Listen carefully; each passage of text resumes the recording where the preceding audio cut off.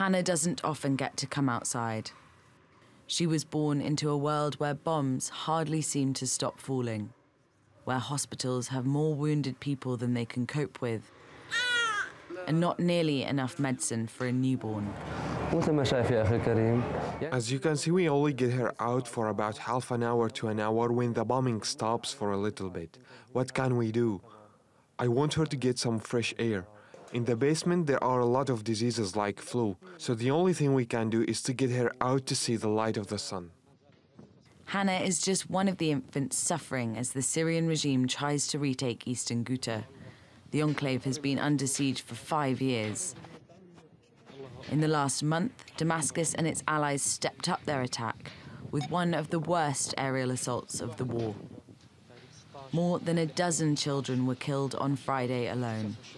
Activists say Russian warplanes dropped incendiary cluster bombs on a marketplace in Kafr Batna town, where people had gathered to try and leave. Tens of thousands of people have managed to flee in the last week. Among them, Zakaria al-Khatib. His son left Ghouta for compulsory military service in 2011, putting him on the opposite side of a war from his family. Now they've been reunited. My life came back to me.